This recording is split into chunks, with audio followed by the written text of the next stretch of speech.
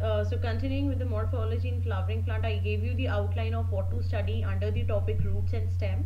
Now giving you the idea about what you have to study under the topic, that is the leaf. Okay, so under the leaf we first of all will be studying about the parts of leaf. Okay, so parts of leaf, they are like leaf base, petiole and lamina. So if let's say if I draw a leaf,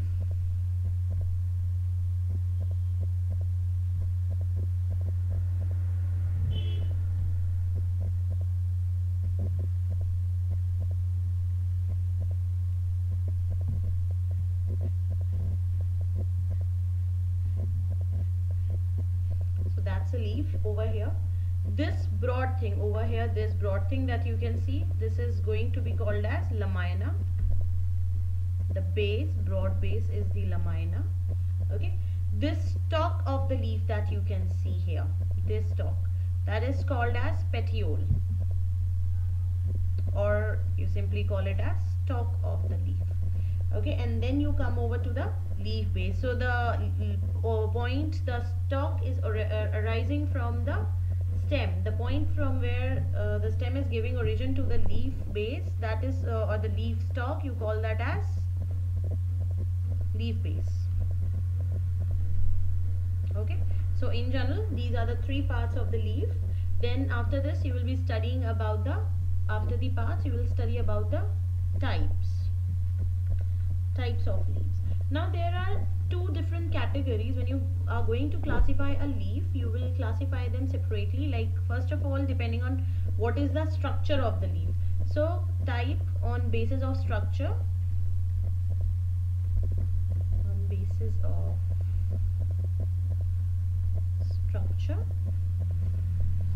that would be, I'll tell you, that is going to be foliage one, foliage leaf. Then another would be scaly, or what you called as cataphyll.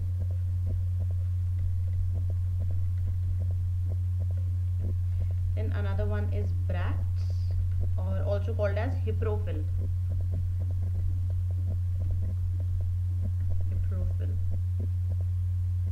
Next one is bracteoles.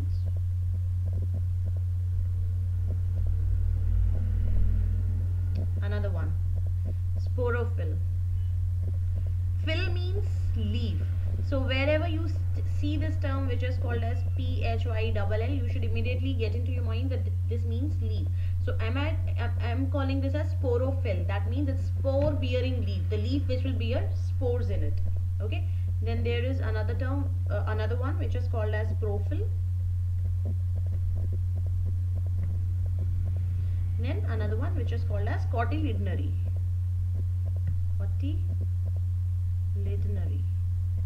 Okay, cotyledonary. So these are different types of leaves based on their structure. Then secondly, we come types of the leaves on the basis of division of lamina. Since now you already know what is the meaning of lamina, this is the base of the leaf. So when you are dividing the lamina, when you are making certain divisions of the lamina, then you classify them differently. So there are two different types of leaves on the basis of division of lamina. First one would be simple. Another one would be compound. Yes, compound. Okay.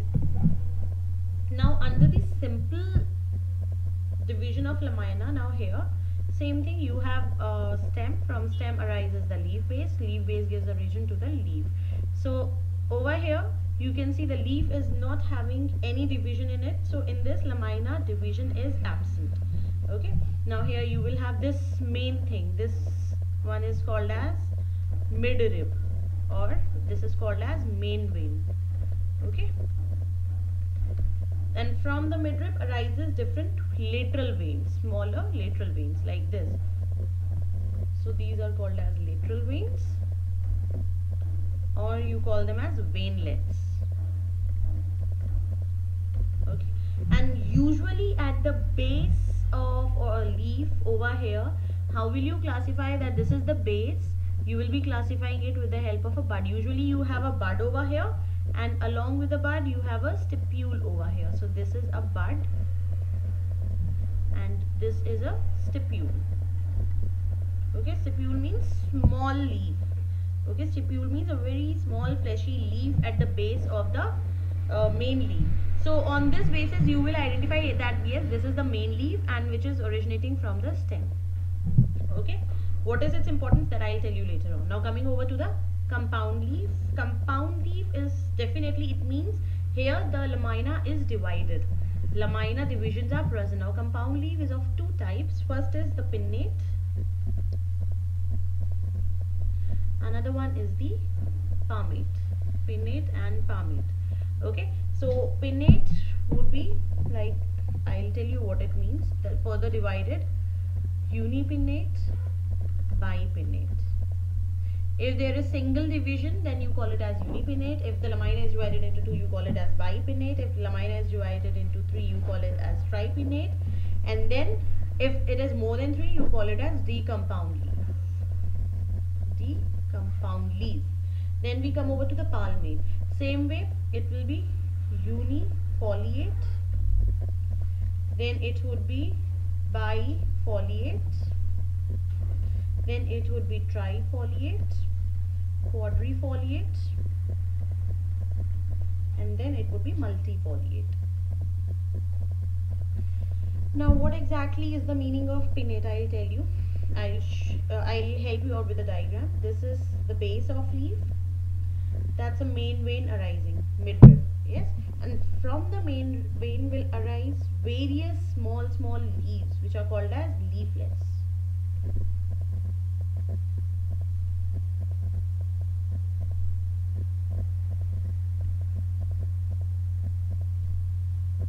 Like this. Now over here, how we are guessing that this is a stem and this is not a stem, this is a main vein? How can you make it out? Because I told you at the base of the leaf you have got the bud and you have got the stipule.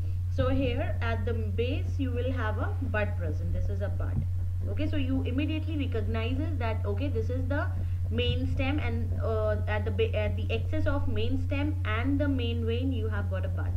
Okay, so this entirely is just one leaf, whose lamina is divided into various leaflets. Coming on to the palmate type, same way, you have over here one stem, and from one stem is arising one main vein like this, and from this main vein various leaflets are arising from its apex here like this. Okay, so why you are calling it as palmate? Because it's giving you a palm like appearance. Okay, like you have the base and you have the fingers. Same way over here, this is the base, this is the palm, and these are the fingers, giving the palm giving origin to the fingers. Same way, that is why you're calling it as palmate. Okay, how do you know that this is the main vein and this is the stem? Again, you will have a bud over here. This is a bud. Okay, these are the leaflets. Tiny leaflets. Okay, now after classifying, again here I said unifoliate is just one leaflet is there. Bifoliate, if the lamina is divided into two different leaflets. Trifoliate means three leaflet. Quadri means four. Multi means more than four. Okay, now after this, coming over to the next point. So this one we have done with the types. Now after this you would be studying the venation. Very important. Venation in leaves.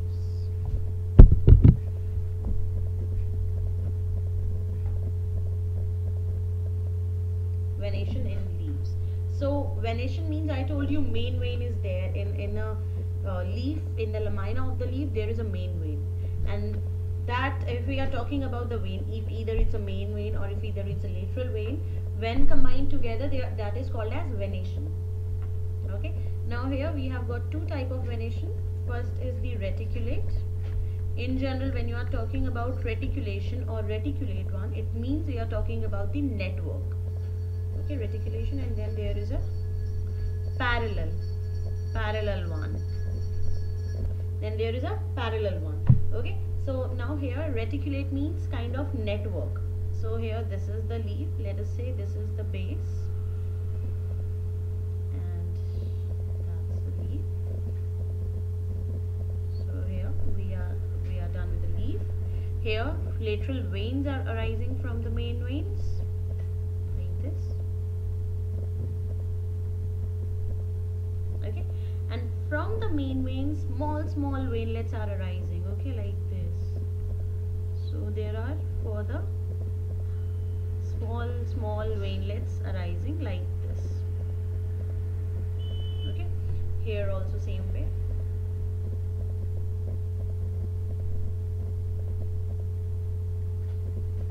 So this is forming a network kind of thing. This would be present throughout the base of the lamina. So this is forming a network kind of thing, and that is why you're calling it as reticulate venation. Okay, this was the midrib. Okay, these are the lateral veins, and these are the veinlets. Okay, so from the midrib will arise the lateral veins, and from the lateral veins will arise the veinlets to form the network. Now, one thing that you should know about the reticulate venation is that it is the main feature of dicots plant, or characteristic feature of the dicot plant. Okay, if the leaves are there in a dicot plant, so that leaf will possess the reticulate venation. But however, it may be found that there are certain exceptions, that they may be also found in the monocot leaf or monocot plant. Okay, monocot exceptions would be Smilex, or you can say Alocasia, very good example. Okay, otherwise all the dicots will possess the reticulate venation. It is the characteristic feature of dicot plant.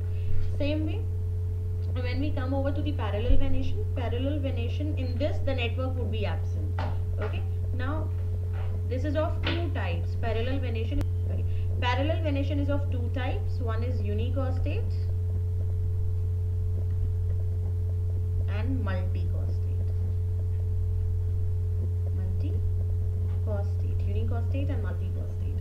Okay, so in this the network would be absent, and the veins, the lateral veins, they are going to run parallel to each other. Okay, so unicostate would be somewhat like this.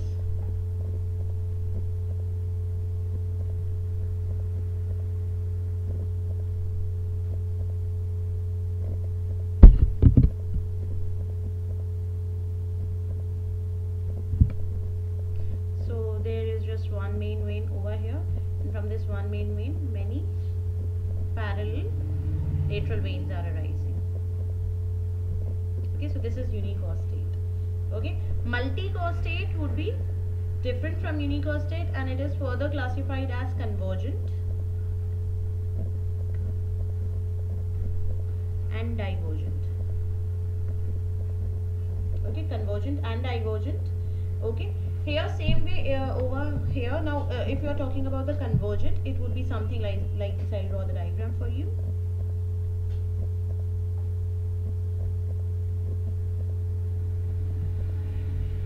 So here you will have many main veins running like this in parallel direction. Okay, but they would be converging at one point. You can see they are arising from one point and they are ending at one point. So they are converging. Same way when you talk about divergent would be of same type, but here the main veins would be, there would be many main veins, but they would be going away from each other like this.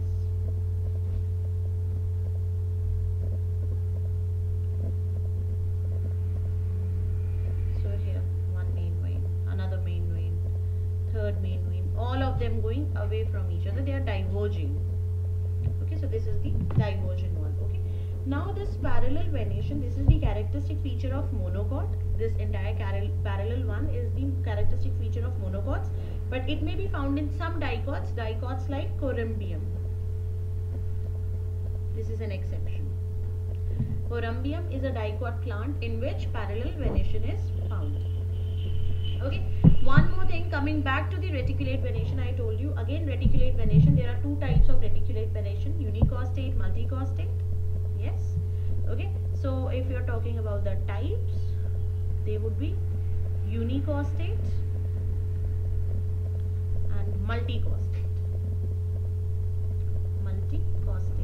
Again, unicostate will have one midrib. This one is the example of unicostate having one midrib. Another one would be the multicostate will be of two type, again convergent and divergent. Same way they will have the Venetians in it, they will have the network in it. Okay, so this is about the Venetian. After the Venetian, so we talked about two things over here. If you have remember, we have talked about in leaves, if you see, we talked about the types of parts of leaves, then we talked about types of leaves on the basis of structure, on the basis of division, then we talked about venation in leaves. Okay, now coming over to the, in the same topic under the leaves, coming over to something very important which is called as phyllotaxy.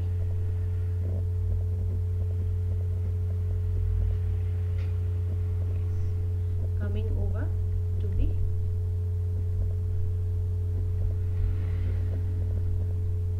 phyllotaxy. Okay, phyllotaxy. Now, what is phyllotaxy? Phyllotaxy is the arrangement of leaves on a plant. How the leaves they are arranged over a plant, that is what you called as phyllotaxy. So you should know what is phyllotaxy. You should know the purpose, why they are arranged in that manner. So now here the purpose, mainly the purpose of phyllotaxy is that the leaves should be arranged in a manner in a plant so that each and every leaf could photosynthesize. They can receive ample amount of sunlight, so they can photosynthesize, they can prepare food, there can be transpiration as well from these leaves. So this is all about the purpose of phyllotaxy. Please study in depth in it, or I would be providing you with a detailed lecture of each one of this starting from various sessions. Okay, so you can go ahead and have a look at those sessions also, or look at those lectures also, and you will understand what is phyllotaxy, what is the purpose, then what are the types of phyllotaxy. Okay, so what are the different types of arrangement of leaves. So in this you will be studying about the alternate phyllotaxy or spiral. This is also called as spiral. Okay, then there would be opposite phyllotaxy, then there would be walled phyllotaxy, or what you call as verticillate. Okay, when you're talking about the opposite phyllotaxy, it is of two types, that would be superimposed or decussate.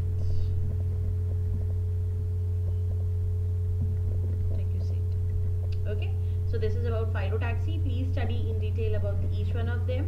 And after phyllotaxy, under the same topic which is leaf, you will be studying about the modification of leaves.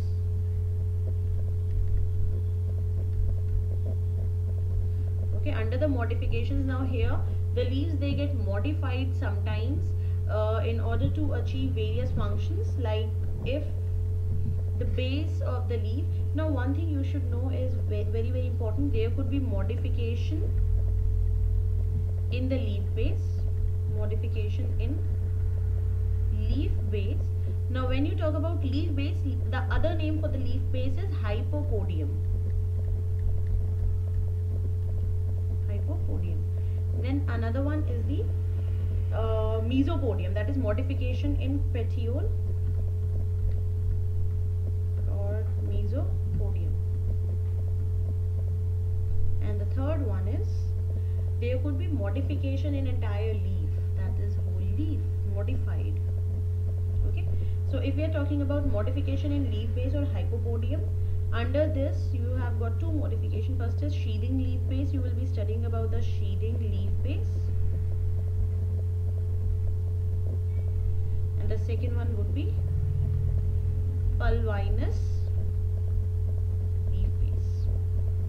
And when you are talking about the modification in petiole, or petiole so called as mesopodium, you would be studying about the winged leaf, then you would be studying about the phyllodes. Okay, and then you would be studying about the spongy leaf. Okay, and when the whole leaf gets modified, so that again, for example, if you talk about the pitcher plant, you all might have seen what exactly a pitcher plant looks like. You might have seen the picture of the pitcher plant. So that is the modification of entire leaf. So these all things you have to learn under the topic of leaves in the modification or the morphology of flowering plants. So this is about the leaves, and in next session we will continue with the flowers. Thank you so much. Please subscribe to the channel. If you like the video, please do go ahead and press the like button. And if you have any queries, again I am saying, please do write me your queries, your questions, any suggestions at bioentranceguru@gmail.com. Thank you so much.